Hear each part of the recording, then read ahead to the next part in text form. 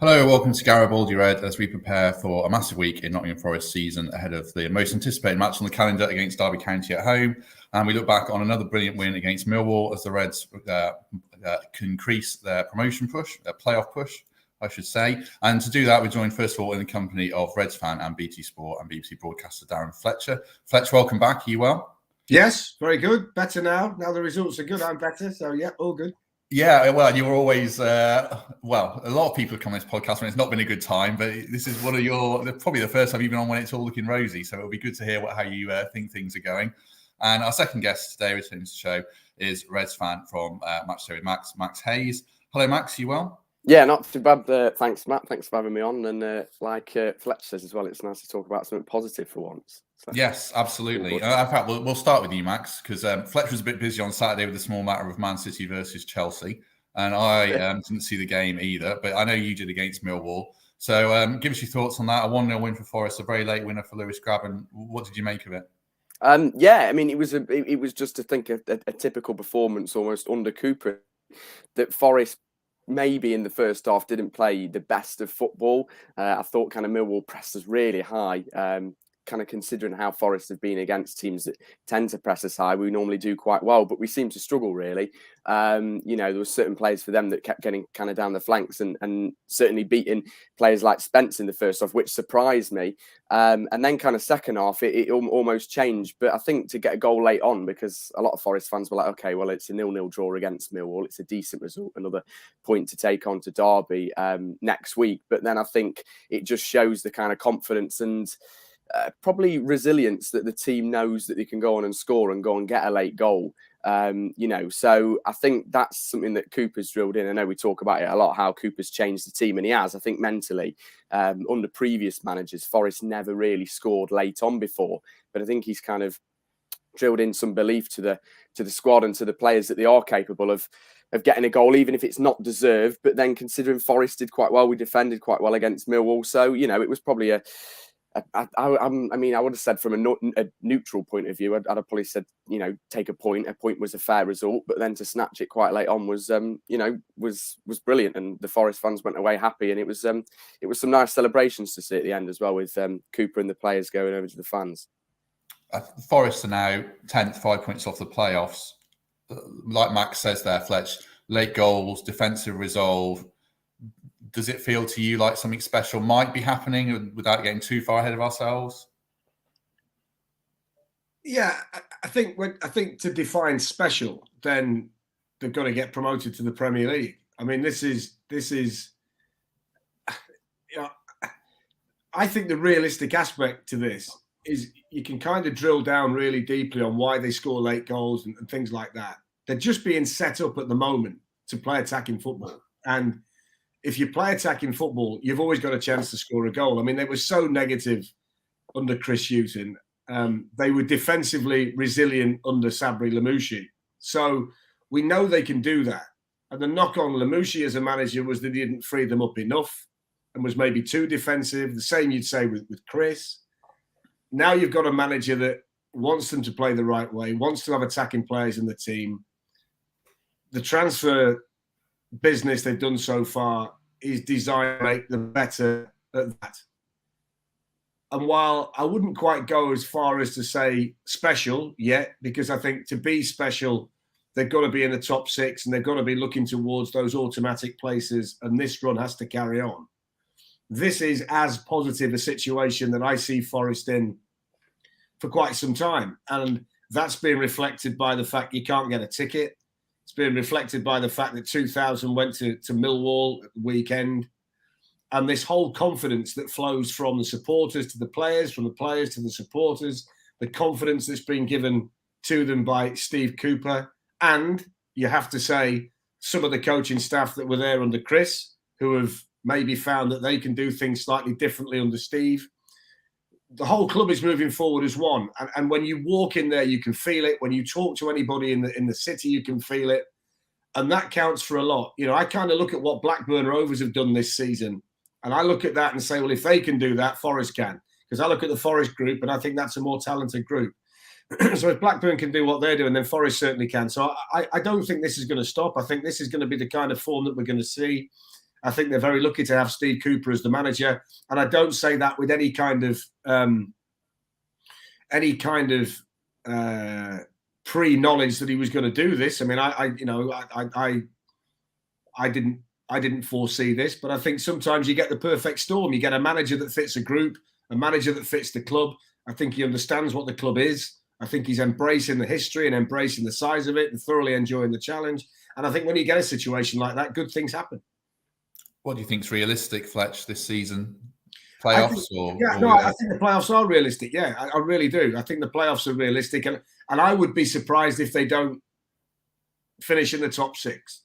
I think to expect them to do anything other than that is too much at this stage. Whether they can get through the playoffs after that, there's a lot that's dependent on. But, as I say, I don't see this kind of form ending. I don't think this is a bounce. I don't think this is a flash in the pan. I think this is the new Nottingham Forest. I think the signings that have come in have been excellent. Experience, pace, enthusiasm. I think a lot of people focus at the minute on having Keenan Davies in the team, which is a different kind of striker. But Forest want to play with a back 3. And if you look at the players that have been playing in the back 3, the majority of them have been brought up playing in a back 4. So Steve Cook's nous back there and experience and ability to play that way is huge for them. We've seen it in the past. I mean, look at the job that Gary Cahill does for Bournemouth at the moment, the experience that he brings, the knowledge that he passes on, the ability to see situations developing that maybe others can't. I just think they've been very clever and they've got good people in. I don't know about the fullback, the Canadian fullback, never seen him play. But I know that Cook and Davies are going to give you exactly what they need. And I think other players benefit from having people like that around them. I think Lewis Grabban benefits because he hasn't got to play every game. And I think it's difficult to play as a central striker, a lone striker at Lewis Grabban's age and be expected to do that job every week. And, by the way, score every time you get a chance. It's difficult to do. So Keenan Davies gives them an opportunity to be creative in terms of team selection. Brennan Johnson all of a sudden picks the ball up in more space because people can't key on him. Zinkernagel the same. So all of a sudden you've got this process that's developing, a football team that's getting better and better, and it's being built on solid fundamentals and sound foundations. So there is no reason why this shouldn't continue, I think. Forest, as Fletch says, signed the 3 players already. They'd like to sign Jed Wallace. They'd like to sign Bowler, the winger from Blackpool. There's an interest in Buchanan, and they're linked with a couple of others. But I think they're the main 3. How are you feeling about the state of the squad so far, Max? Yeah, I mean, I think I completely agree with everything that Fletch said. I mean, some of the additions so far have been good, and especially players like Cook that have come in and will really kind of. And I always think, in a way, that it's not easy sometimes for a player to come in and slot straight away into, a different style of formation, for example, different style of play under Cooper, and kind of adapt to new surroundings. So I was quite impressed with how Cook did so well, and especially against Arsenal, slotted in, and you'd have thought that, I can remember seeing a comment on Twitter, and I completely agreed with it. You'd have thought that he'd have been there for 6 months the way he was playing. So in terms of how the squad is at the moment, I think that the squad is a decent size. There's definitely some dead wood to clear out still, in my eyes. Carvalho is obviously one of those, in my opinion. He's linked with Olympiacos. We were just saying before we came on as well, and then.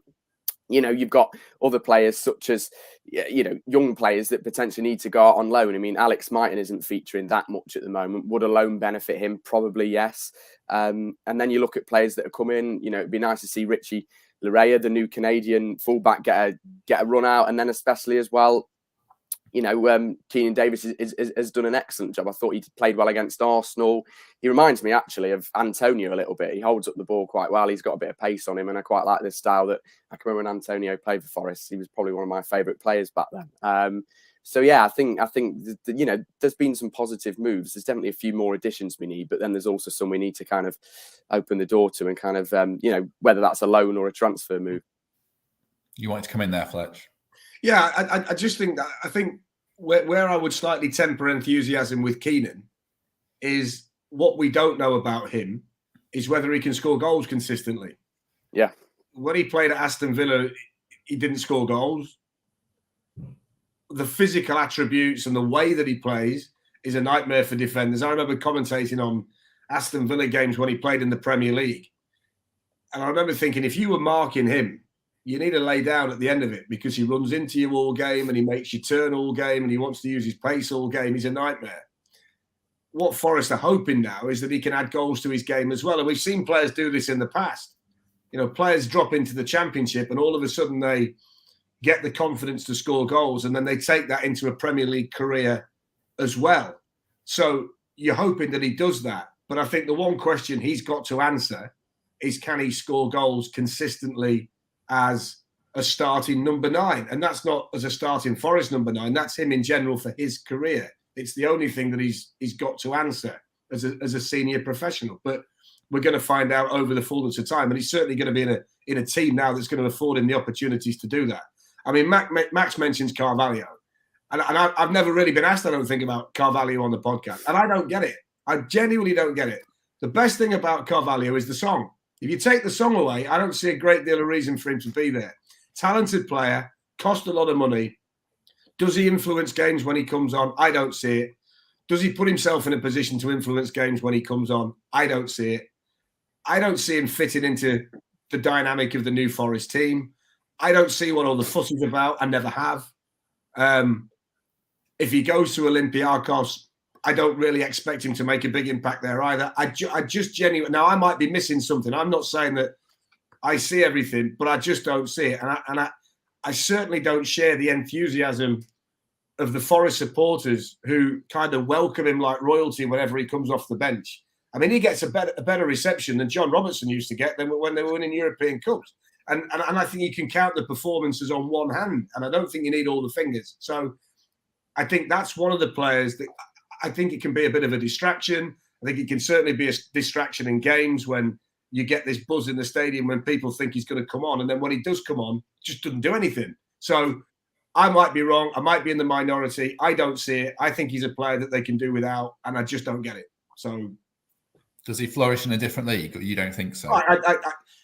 I think he can flourish in this league, but I think a player needs to want to flourish in the league that he's in. I mean, whenever I see him come on, if he gets 5 touches, you're surprised. I mean, he's nowhere near the ball. You watch him and you think, well, he just can't get on the ball. Playing as a number 10, he should have more space than anybody else, really, because he's playing in a pocket between the midfield and the centre back. So you should certainly be able to find him. And I look at him and I think, how many touches has he had since he's been on? How many chances has he created? What has he done to change the dynamic of the match since he's been on there? And I don't see it. I certainly don't see it consistently enough for a player who's your club record signing. I just don't see it.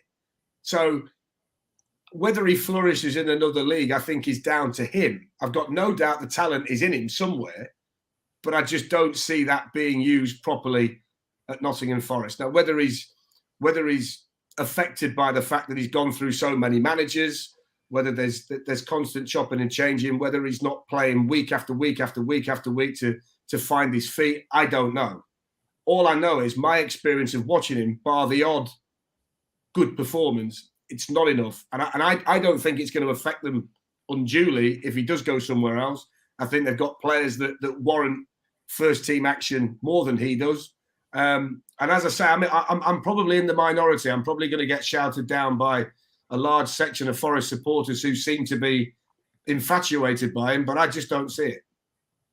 Well, you say that. We're live on YouTube and Facebook as normal. And the first comments, one says he's pants, one says well said Fletch, and David says personally he's been awful since signing, get rid. So you've got 100% of the support. The rest will come now. Who's this? Be on Twitter now. Be on Twitter. It's the What's majority your take, on Max? Twitter. You speak to a lot of fans as well, Yeah. out of games. What's your personal take? And because he's so divisive, isn't he? What do you think about it? I always go back to, and I think the amount of managers that have been at Forest and that have had him in a team or had him available for their team and haven't really started him in a starting 11. I mean, really, you could probably include, because he came when Karanka was here, didn't he? I think so. You've got kind of Karanka there, who was his. Karanka went and got him, whether that was the director of football and whether the links with Greece and X, Y, and Z. He might not have been Karanka's man, but you've got Karanka, you've had O'Neill, you forget how many managers Forest have had. You've had Lamucci, and of course you had Houghton as well. whether you can include Steve Cooper because he's only been in the job for 4 or 5 months now. So I don't know, but I always think that if a manager doesn't choose a player and consistent managers don't choose a player, then it says something else is going on potentially behind the scenes. Is it his attitude? Does he not, is he bothered? Does he just not want to play? And I just think, like Fletcher said as well, it can have a negative impact on the rest of the squad. Forest, are high flying at the moment, considering comparing to other seasons, and have a great kind of squad attitude. And there is positive stuff happening on the pitch, and certainly at the moment with the signings probably off the pitch with the recruitment. So I think having someone like that around can be a little bit of a distraction and can, it might not benefit the squad at all. So in my opinion, you're better to get rid. I would like to see him given a full 90 minutes. He has been given chances before under O'Neill against Hull. I can remember when he came on and he did change the game. I think he scored, didn't he, that time when in the kind of last O'Neill days towards the end of the season. But it's just a difficult one. I just don't think he proves what he can offer. Whereas a player like Lyle Taylor sometimes comes on, and Lyle Taylor gets a lot of stick as well. And even though he might not play the full 90 minutes, he almost runs his socks off, and you can see his work rate and his attitude. Whereas Carvalho, I can never really see that. I think when you look at Carvalho, I think if you want to look at what was wrong with the way things were being done prior to the summer changes, he's the poster boy for it. I always felt that what Forest were trying to do was catch lightning in a bottle, that they were trying to find somebody from Europe who nobody else had seen, who could come in and do what Diogo Jota did at Wolves the year they got up, Ruben Neves did at Wolves the year they got up. And they were prepared to take that gamble, thinking, well, look, we'll spend the money, he'll come in, we'll have the best player in the Championship, and his ability will get us out. And I think they realised over the fullness of time that was the wrong way to go about it. And I think that's why Dave Murphy came in the summer. I think that's why they've gone for Steve Cooper as the manager, because they want the culture change.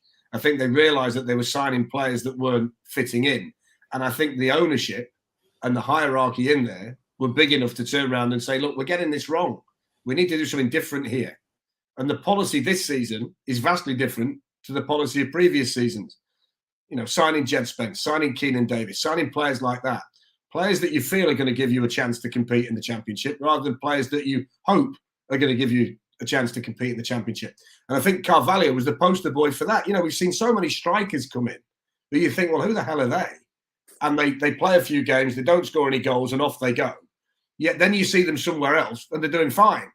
But the Championship is a niche league to a large extent. You play so often, it's a certain type of football. Every game's a difficult game. There aren't really any bad teams in the Championship. So it's a different thing. It's a constant. And I just look at Carvalho and think that if you sat them down now as a recruitment team and said, would you take the player? Would you put him into the group? I think the answer now would be no, because I think lessons have been learned. So I think he's kind of yesterday's scene, and what we're moving into now is a more practical approach to acquiring players, which hopefully should give them a greater success rate in terms of who they bring in. Yeah, I mean, for what it's worth, I hear he's a good lad, but he's not one that's going to bang the door down, and he doesn't sound the most driven. I don't know if I'm being overly critical there, but that's not going to cut it in the Championship, is it, Fletcher? It doesn't matter whether he's a good lad or not. He can be the biggest toe rag in the world, but if he's got 15 goals by this stage and 10 assists, you're not bothered. If he's a nice guy who, when he comes on the pitch, doesn't really affect the match, then he's not a great deal of use to anybody. And I just don't see his style fitting into this group. If you put him in the team, you're taking the ball away from Garner, aren't you? If you put him in the team, you're not getting the ball out wide quickly to Brennan Johnson. So the way the team play at the moment, do you want to go through a number 10? Do you want to do that? I'm not sure you do, because I think the team know what they want to be. The identity's growing all the time. And what I would say, by the way, just to say, the last time I came on the podcast and we talked about Chris Hughton and what was going to happen onwards, the only decision that Dave Murphy's had to get right since he's been the chief executive was who he appointed as the manager. And we spoke at length about this. And I said to you when I was on before, he's either got to come out and say Chris Hughton's my man, or he's got to be allowed to get rid of him and make the change. And they made the change, and Cooper comes in. And what I would say, my knowledge of the situation is that he was, if they got a list of 3, he was 1, 2, and 3 on the chief executive's list. He was adamant that Steve Cooper was the person that he wanted. managers were available, managers who wanted the job. Chris Wilder wanted the job, and look what he's done at Middlesbrough, which has been fantastic. But managers with a pedigree and managers with a track record were also making themselves available to Forest. But Dane Murphy had identified Steve Cooper as the one that he wanted. He was adamant that that was the manager that he wanted to bring in. And he was completely focused on making sure that he got that deal done and wasn't prepared to be swayed by anybody else to widen the search and look elsewhere. And I think he deserves a tremendous amount of credit for that, to make the identification, to then go out and make the as quick as he had, and Forest are now reaping the rewards. And I think sometimes we kind of get bogged down with everything that we see on the pitch. And I think sometimes we've got to take a look behind the scenes and see what the changes are, see the decision-making process, see how that's developing. And I think in this case, he's got it spot on. And that this is the most important decision he will make as the chief exec until he has to get another manager.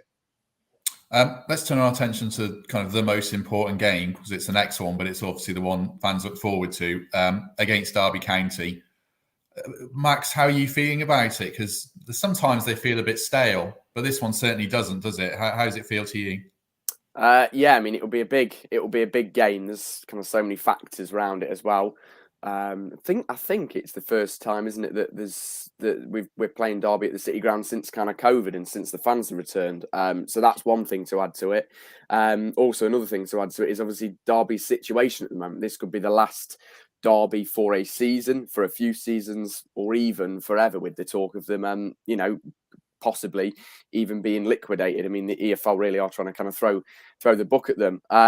So in a way, I'm actually quite nervous, because I think the way that Rooney's got Derby playing at the moment, and I speak to a Derby fan, Lisa, quite a lot, and she was just saying to me the other month when we had the fixture at theirs, she said that there's just a team spirit, and that the way Rooney's got the players believing in themselves, even though they've got that point deduction, that they could still stay up. And you look and everyone thinks, and everyone thought when they had the point deduction, now that's it, Derby are down. I always just had a kind of little thing at the back of my mind that said, knowing a team like Derby, they will probably try and probably will pull it off. And I wouldn't be surprised. I honestly think this could be one of Forest's most difficult games this weekend, because Derby will be up for it as much as Forest, if not a little bit, maybe more. But then it is a Derby occasion, and I hope the way Cooper's been in, with the squad recently, that he's going to remind the players that what type of game it is, and for the fans, and we'll go out,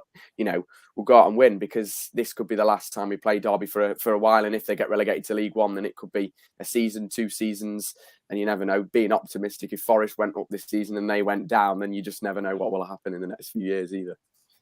I mean, I'll hold my hands up and say I thought Rooney would be rubbish, but yeah, I did. But he's obviously more intelligent than his image is belied. He can get a team together, he can organise a team, and he's built that siege mentality. What do you feel? I mean, we don't talk about the opposition too much, Fletcher, but what do you feel about Derby and the kind of the X factor it brings into this game? I'm a little bit conflicted still on the Rooney's a good manager discussion, because I think it's a different situation that he finds himself in now, where you can get your players in the changing rooms and you can tell them that the world's against them and that they've all got to dig in. And it's why you get certain managers that can keep you up. And then when you want to kick on the next year, you've got to look elsewhere. Whether he's got the ability to make a good team better and an excellent team elite, we don't know. What we do know is that he can put a group of lads into a training ground situation and a match day situation and wring everything out of them. And what you do know on Saturday is you're going to get everything from Derby. And the person that's going to relish and revel in the atmosphere at the City Ground as much as anybody on Saturday is Wayne Rooney, because this is the kind of situation that he's grown up in.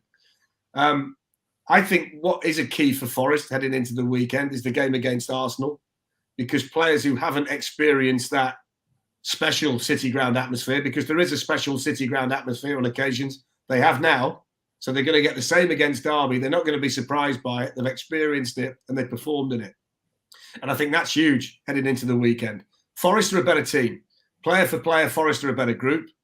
League position slightly skewed because they've had the points taken off. So they're a mid-table side to all intents and purposes if you put the points back on. So it's not an easy game. Don't let the league position fool anybody this weekend. And of course, Derby matches historically are bizarre to predict. But I just look at it and think at the form that Forest are on, the atmosphere that's going to be generated in the stadium, I think it's hard to look any further than a Forest win and possibly a fairly decent Forest win. I'm as confident about this game as I have been for a while, because I just look at the momentum, the circumstances, the confidence, everything that's oozing through this Forest team. I'd feel that way against most sides in the Championship now. You know, maybe with the exception of Fulham, who can turn anybody over emphatically when they want to. Anybody else arriving at the City Ground now at this particular moment in time, I'd fear for. So I think it's going to be a great day. I think the Forest fans are going to be happy. I think Rooney's going to go away with his tail between his legs. And I think it's going to be special. I think people who are going on Saturday should enjoy it, because, like you say, we might not see this for a while. We've become used to seeing it twice a season, and more if they draw each other in a cup match.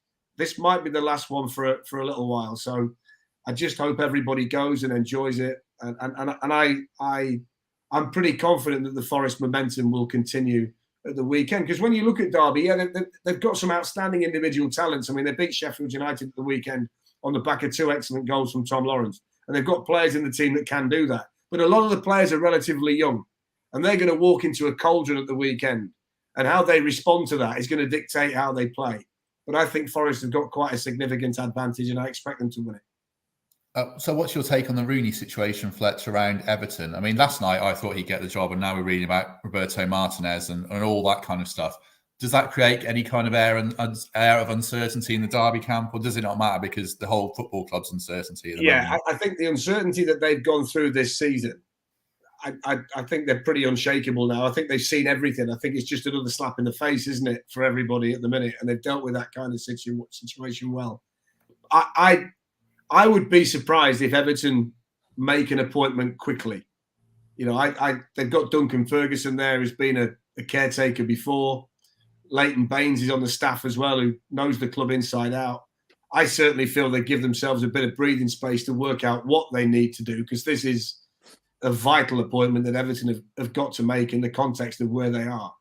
I'd be surprised if by the weekend Wayne Rooney's getting ready for Aston Villa at Goodison Park and somebody else is in charge at Derby. So I don't think it's going to happen that quickly. And I don't think that situation at the moment will have any influence on the match at the weekend. I think he'll just knuckle down and crack on. And I think he'll just send the same message. Look, the entire world's against us. They're even telling us that I'm going somewhere else now. I'm not. I'm here. I'm going to try and win. And I think they'll turn up the same as they would have turned up in any other situation.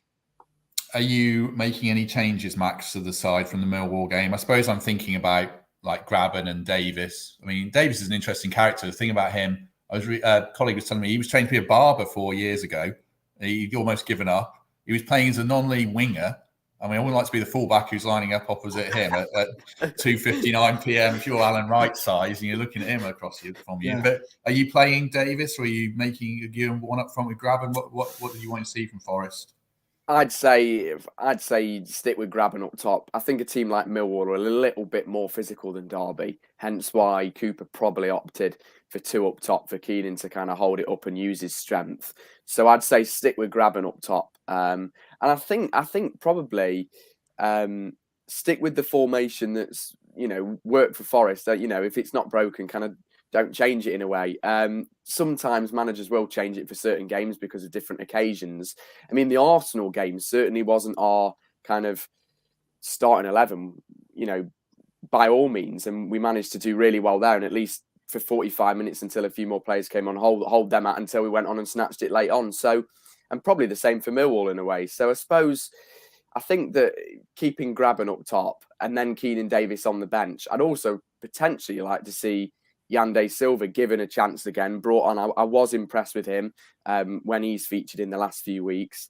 And then I think Cook will definitely play because he's used to the Championship. He's, and like Fletcher said, he's experienced the special atmosphere so far at the City Ground. But as a kind of pro, and I suppose you could say maybe veteran centre back in a way, that he's probably used to kind of atmosphere and derby games in the league. So I think the Forest team is used to it. I mean, players like Brennan Johnson, I don't think they'll struggle against a side like Derby. Brennan Johnson did a great. I can remember when it was the return fixture, of course, early in the season when we had Houghton and we snatched it late on, and I think that was from a Brennan Johnson goal. So I think young players sometimes do relish on the occasion, and if they're used to playing at the City Ground, we're at home, the atmosphere's behind us. So I think I honestly just stick with the best team that Forest have had all season, really.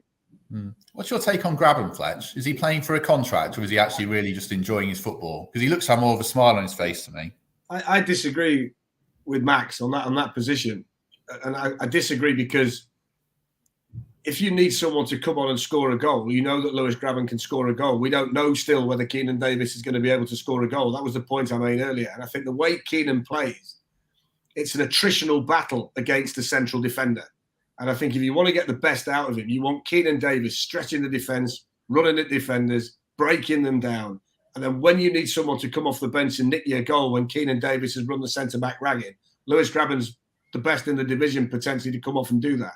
So I think it makes more sense to start with Davies and bring on Grabban than start with Grabban and bring on Davies. So I would do that. I mean, the rest of it, I think, pretty much picks itself. I'm not quite as high on Silva as Max is. I'm still waiting to be convinced. I'm a little bit in the Carvalho boat with him as well at the minute. I need to see a bit more. But I'd certainly start Davies. I think with Grabban, age has got to be a factor. They've got to look at where they want to be, and they've got to work out is what they want to pay for a player of that age to do that job. You're looking at, I would suspect he's the highest paid player in the squad. So, and he's what, 33, 34? 34. So do you want your highest paid player to be 34? And is Lewis Grabban prepared to go, well, I tell you what, I'll stay for less? There's a lot in it.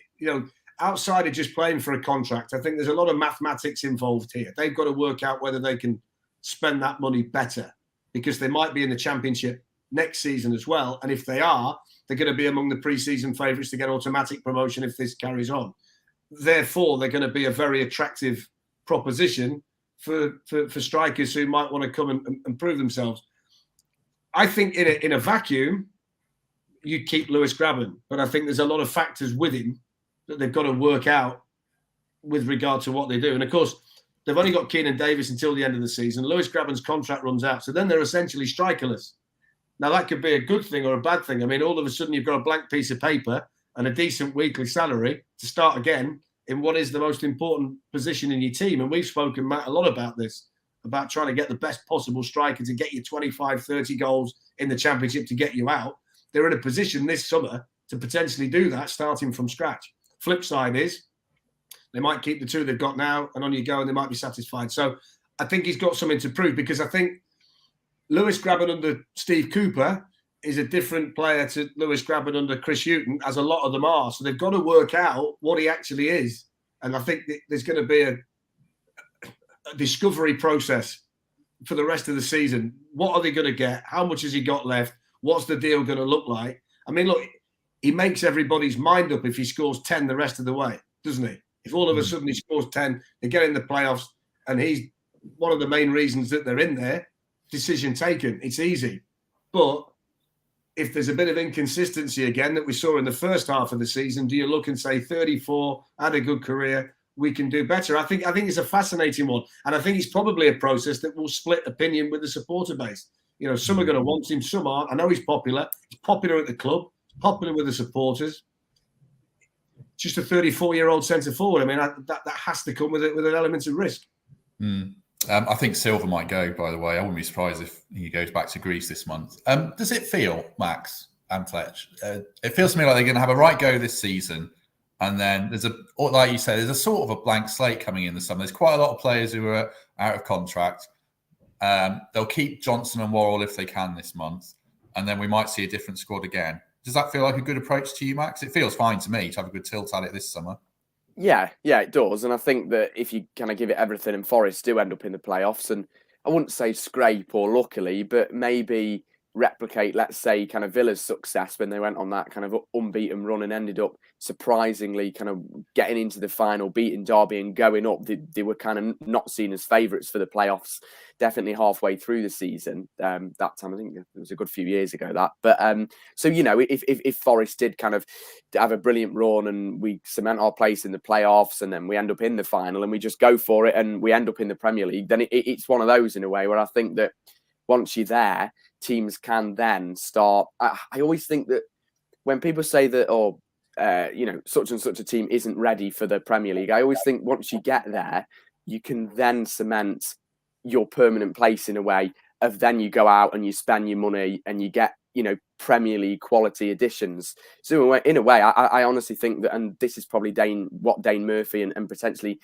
Marianakis is saying to Cooper, is just go for it. If we end up in the playoffs, then brilliant. And if we go further than that, then fantastic. And we'll move from there. But if not, then we've seen in the last kind of half of the season what Cooper can do to a squad. It's a positive time for Forest. And with a few more additions and keeping kind of those players, and I would keep Graben. I think he's a decent option, whether you do have him on the bench, whether you do start. And I think even players like Taylor as well coming on that can, especially if Forest are 1-0 up in a game, Taylor can come on and he can run his socks off. And but you can't have all of them, can you, Max? That's the point. You can't. If you're a championship club with the way the financial situation is structured, you can't have two players earning that amount of money and then bring somebody else in as well, unless you're bringing them in on loan. It's impossible because you're spending too much on two players that theoretically aren't going to start for you. This is the problem.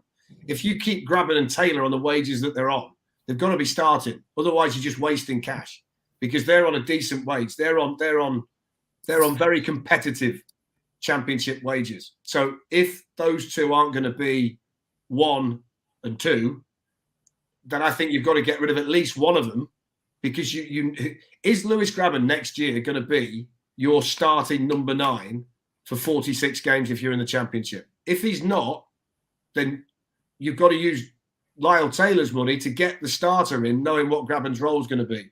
I think it's a big ask for a club like Forest in the championship to say, we'll carry Taylor, we'll carry Graben, and we'll take another one, because I think that's going to leave you short somewhere else. I think it's a mathematical problem they've got as much as anything, and I think they've got to make sure that they use those salaries properly, because if you're spending the kind of money they spend on those two, you've got to be guaranteeing goals in that division. Otherwise, you're shooting yourself in the foot. And I think this is the analytical process they've got to go through. You know, can Steve Cooper make Lyle Taylor the Lyle Taylor that was at Charlton?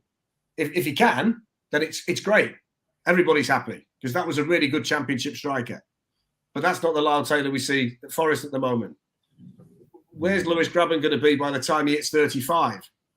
And can he play every week, or is he going to be better off in a role where he plays 20 games, comes on in 25, nicks you the winning goal in a few matches, and plays that complementary role? And is he happy to do that? And what does his contract look like if he's going to do that? I think this is the issue for them. And what they are very careful of there is that they do everything properly. You know, they've seen the Derby situation, so they want to be very clear that they're doing everything right. So I don't think it's a popularity contest for these two. I think this will have to be a cold, hard business decision that you're the highest paid player. Are you going to give us value for money on that? And if you are, fine. If you're not, then there's got to be a decision made around the two of them. Do you see what I mean? I'm not arguing the toss over the two fellas. They're both good guys, and they've both got a position to play, a part to play. But if they're your two top earners, and only one's going to play, we've seen the value of Keenan Davies already. You know, a striker that's got a bit more energy and a bit different, and come down from the Premier League, and all of a sudden Forest look like a more vibrant group, don't they? And they've got a bit more verve about them, and they're a bit more exciting to watch. They can get forward quicker, X, Y, and Z. That's what they've got to ask, I think, for next year. Otherwise, you're just sticking with the status quo. And by the way, before Cooper came in, a lot of fans would have driven the pair of them somewhere else. So we've got to analyse this over the whole season, not just this little vacuum now where everything's going well, I think. I personally think it all depends on what league Forest are in. If we're in the Premier League, then I don't think Graben would be capable of definitely starting. I mean, personally, I'd start Graben for 60 minutes and then you bring him off. And especially if he's gone and got you that goal, Forest are 1-2-0 up in a game. And this is what I can see happening at the weekend, for example, against Derby. Then you get Lyle Taylor on that will run his socks off for the remainder of the game and possibly go and get another one. I think Taylor gets a lot of stick. People say he falls around a lot, but I think he's still a good option in terms of, coming on off the bench. You saw against Bristol City. Yeah, it was a penalty and a bit of a scrappy goal, but he got himself in those positions. I just think he's worth keeping, but maybe from a kind of a money point of view and whether the Forest hierarchy decide on that, then you're right, it'll probably be another decision. So I wouldn't be surprised if Taylor went. I just think it depends what league Forest are in. I think the situation as well, and we spoke about this earlier in the summer, didn't we, when we were talking about what they might do in that central striking area, Matt. I think if you look at the teams that do well in this division, historically, they've always had a striker that gets 25 goals or more. And sometimes they've had more than one. And you look at the division now, Mitrovic at Fulham, whatever they're doing at Bournemouth, Brereton, who we know really well at Blackburn. These central strikers are carrying these teams into the top 6 and beyond.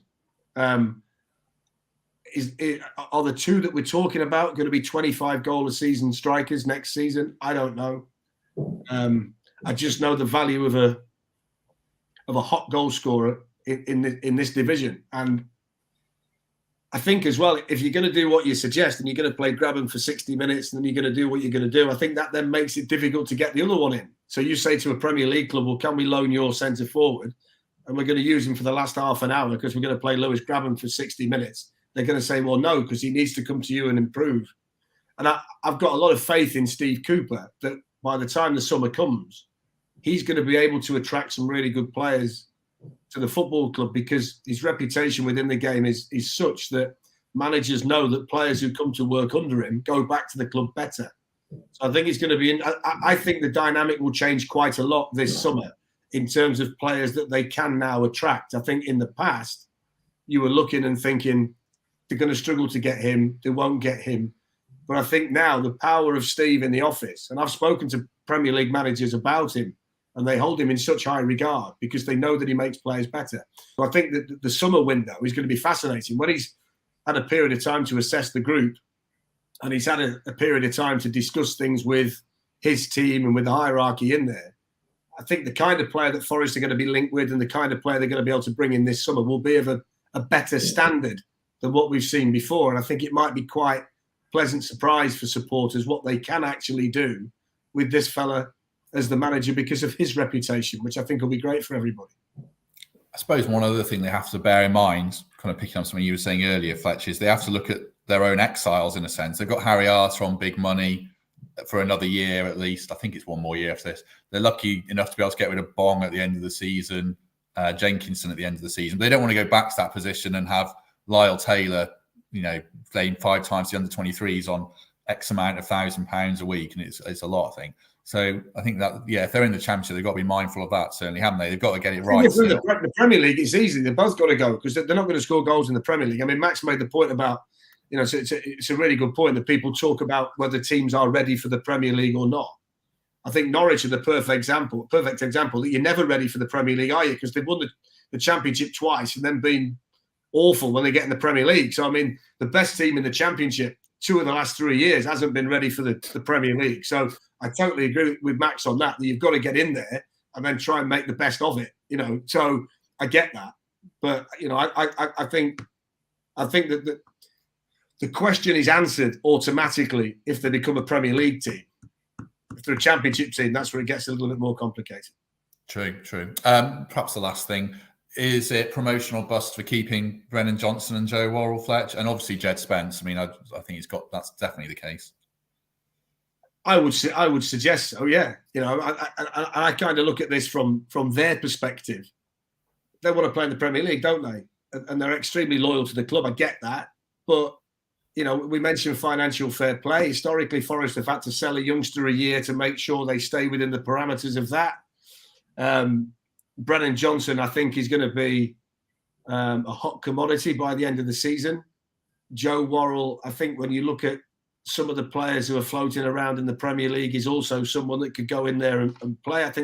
I would say again that I think there's more likelihood that Joe Worrell starts for Forest on the opening day of next season than Brennan Johnson if they're a championship team, simply because players want attackers, young attackers. They're worth their weight in gold. If you can pick a Brennan Johnson up for 15 million and he becomes a 45, 50 million pound striker at your club, you're going to take the gamble. So I think they'll find it hard to keep him. Jed Spence situation is just beyond anybody's control, isn't it? Because he's a Middlesbrough player. We've read a lot this week. I'm not necessarily sure that all this stuff this week's quite right. I mean,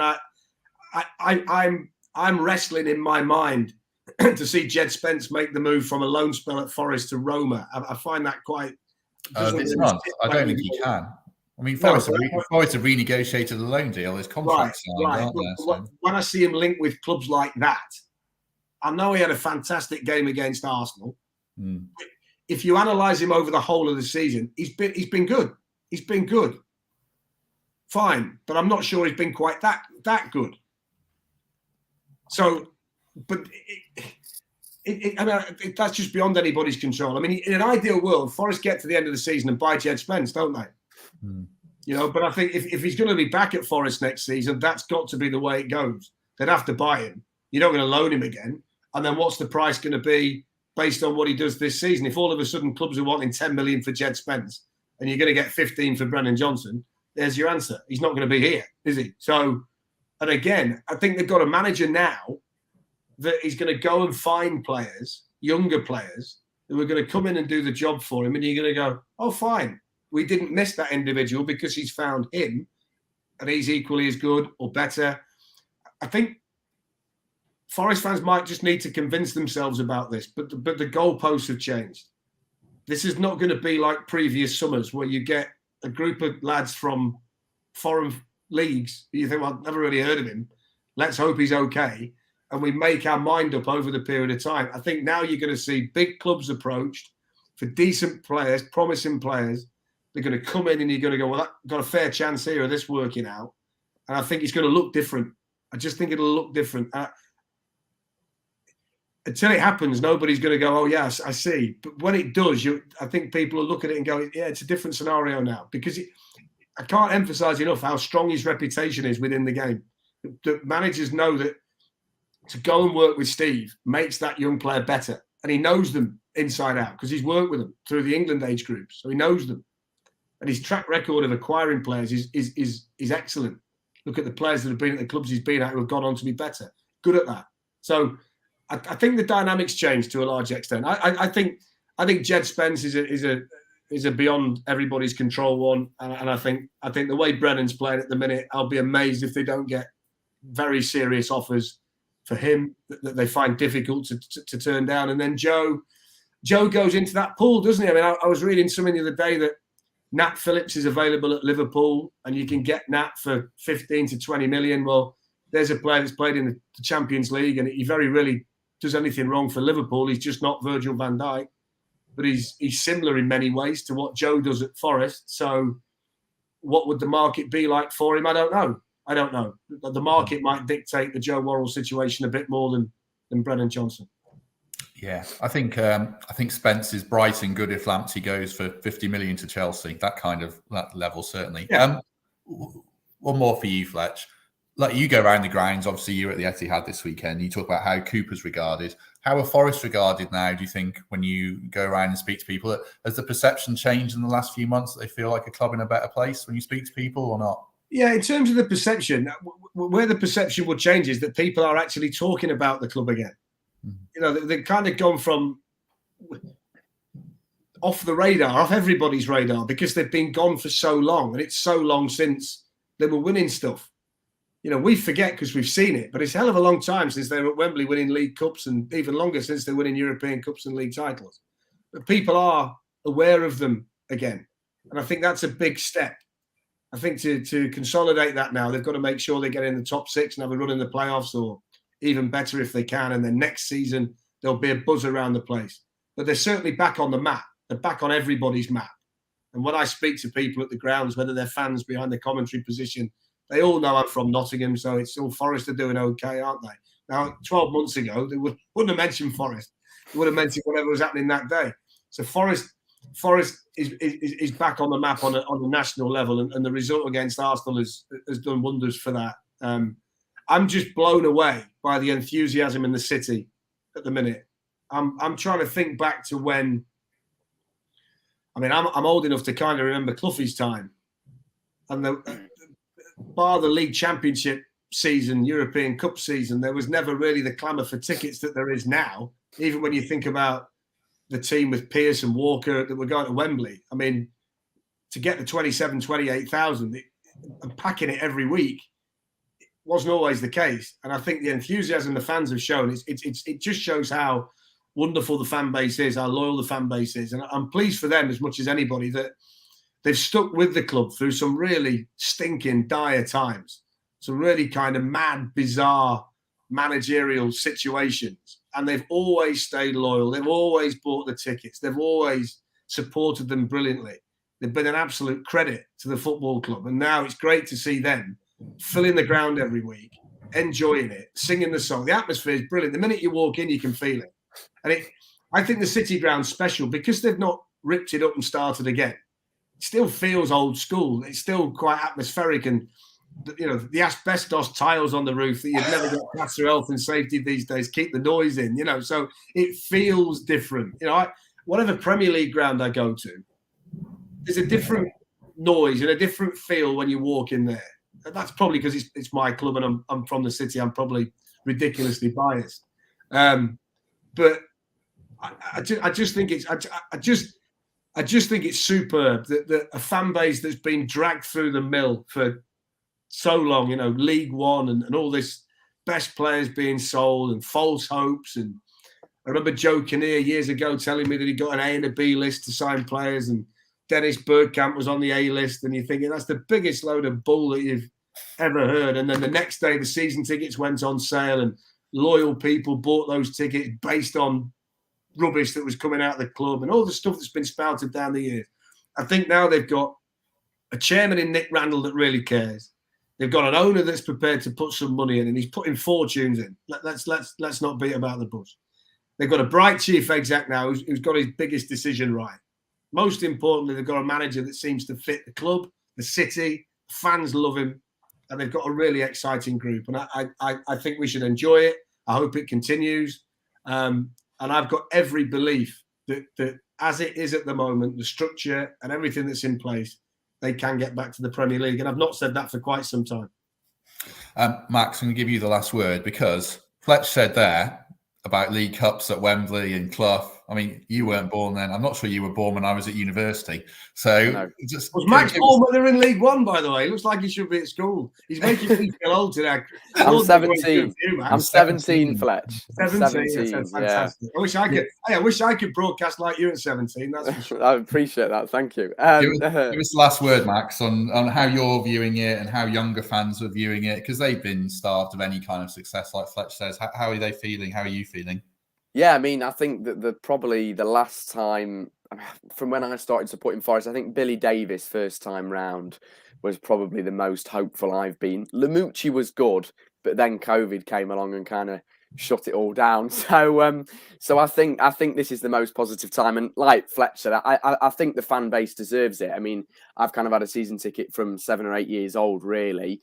I've gone kind of home and away, and I've gone to away games. I can remember times during the kind of Fawaz era, me and my dad would go, and I was only 13, 14 at the time, and Forest had played, I think we played Wigan at the DW, and we drew 0-0. It was an awful performance, and then we lost like 2-0 in the cup the following week. We played them twice in a row. We ended up going to both games. One was a Tuesday night and one was a Saturday, and I can remember just thinking, this football club doesn't give you much back. And from kind of my point of view as a young person, I think that so many of my mates support United, Arsenal, City, so many in the Premier League that are used to seeing success. And I'd like to ask City fans this: when they keep scoring goals, I luckily was enough went to the FA Cup final when City played. I think it was Watford that time, and they won 6-0. And when they scored the 4th or the 5th, like almost the City fans just stood up and just went, "Oh, that's another goal," and like started clapping. And I think that if Forest were in that position and we'd scored 4 or 5, I still think, wherever Forest would be, the fans would be going absolutely mental. So I personally think that Forest have a fantastic fan base and we do deserve something good this season. And fingers crossed this season is the one. Yes, absolutely. Right, let's end it there. Thanks very much to everyone who watched along and dropped lots of comments in. Lots of love for Fletch. Michaela says, "Love you, Max." And I think we know who Michaela is. She's a familiar Forest fan. So lots of love for Max and Fletch. Right, Does Fletch, Michaela thank you not very love much. me? Does she just love Max? Has she gone for the younger man there? Yeah, basically. It's quite funny because I interview Michaela kind of home and away, and we talk about Spence, and she said to keep Spence, Forest should just lock him in a cupboard. So we've had a Twitter campaign going around, call it hashtag lock Spence in a cupboard. So that's been fun as well.